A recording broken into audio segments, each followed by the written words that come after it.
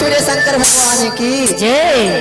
अरे शिव गुरु दिहाला नाती ना देखे आना बाधे आना होना कले साथिया हरे भैया दिहाला नाती ना देखे आना बाधे आना होना कले साथिया हरे भैया दिहाला नाती ना देखे आना बाधे कले साथिया मामा के चलाते पागल माना बाधे आना होना साथिया मामा के चलाते पागल माना बाधे आना होना साथिया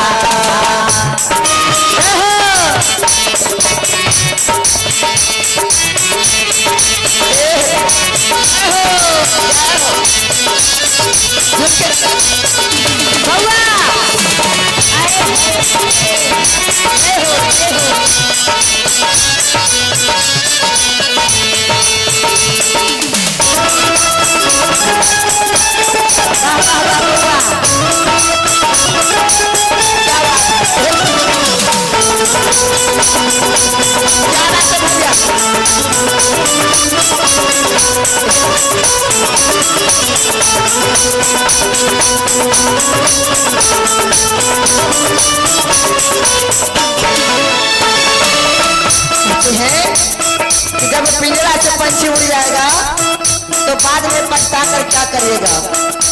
कहते हैं ना कि प्यासे को पानी पिलाया नहीं, बाद अमृत पिलाने से क्या फायदा। क्या फायदा। जब ये पंछी इस पिंजरे से निकल जाएगा तो बाद में पछता कर क्या करिएगा। सही बात है।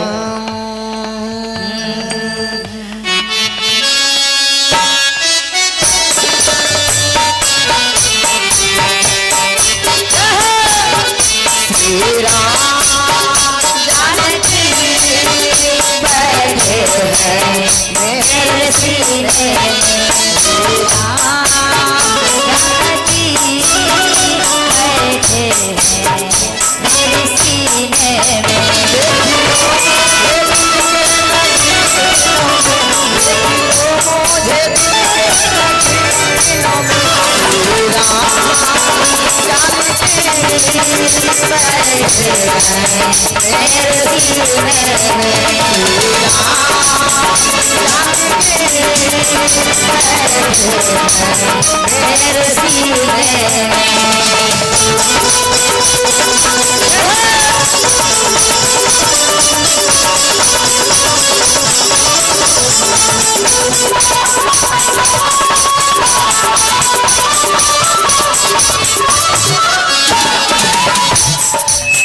हरे भर भर कोटी चौवा घरवा भाई ले हरे मोटी दाना माना कैले साथिया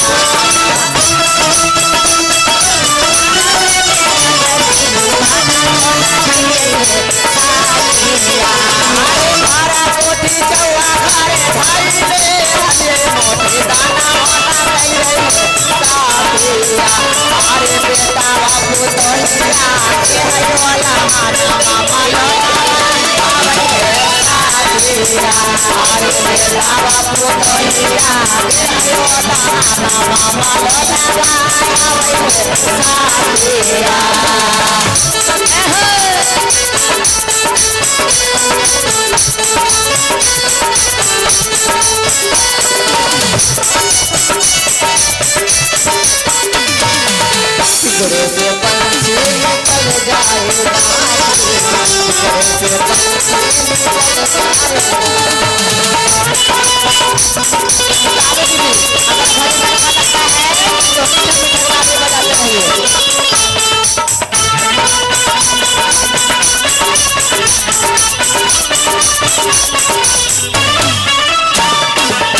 और गुरु बहन क्या कहती है। और क्या कहती है। अब बाद में पछता कर क्या करिएगा। जिस टाइम में आपको दान करना था दान तो किए नहीं, पता नहीं किस रूप में भगवान आपके पास आ सकते हैं। सही बात। इसलिए कभी किसी को दूध करना नहीं चाहिए। भर भर पेटी सरिया घर में भाई ले हरिया गोपी सावना कैली है दाना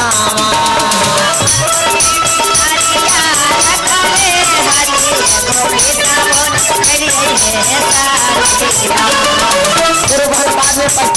है हे भगवान जैसा कर्म करते हैं तो हम तो फल पैती न भर भर पेटी साड़िया धइले हले सताना मोना कैले साखिया अरे बेटा बापू तहिया रे रोला नामा लोलावाया भई साखिया अरे बापू तहिया रे रोला नामा लोलावाया भई साखिया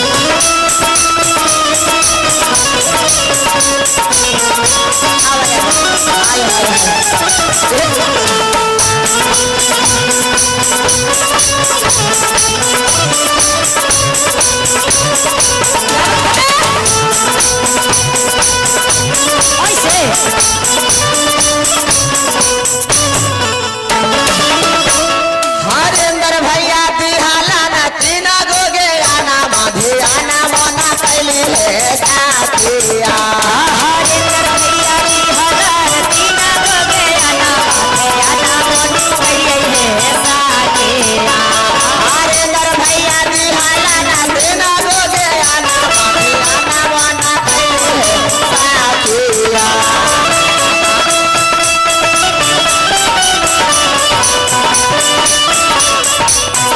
अरे कामा माते चलते पागल मनवा भुलाइए गेले साथिया अरे कामा माते चलते पागल मनवा भुलाइए गेले साथिया भुलाइए गेले साथिया भुलाइए गेले साथिया अरे कामा माते चलते पागल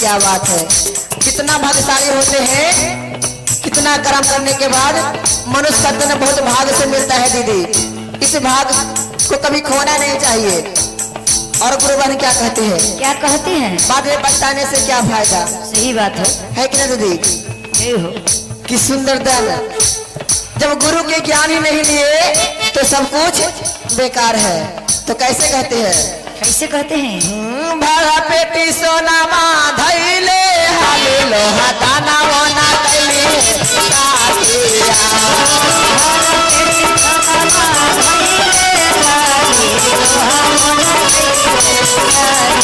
भरा पेटी सोना माँ धैले हाले लोहा वना कैले साथिया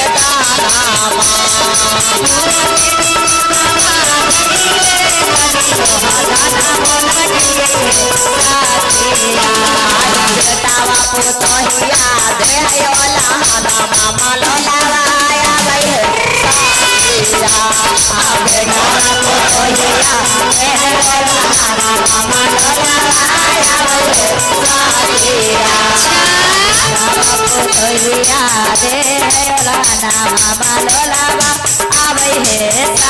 और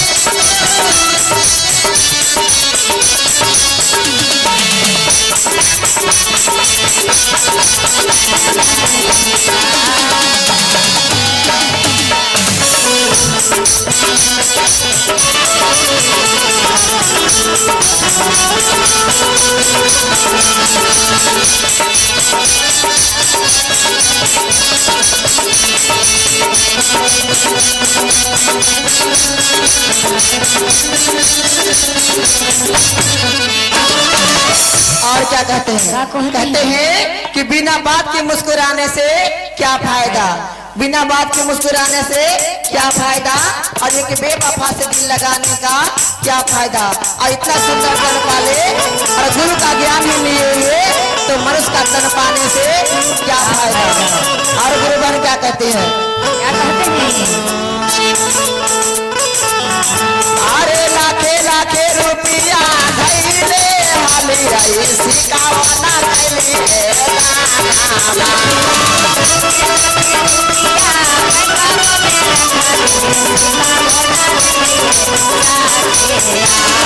लाखे लाखे रुपया धैले हाली आई सिकावना कैली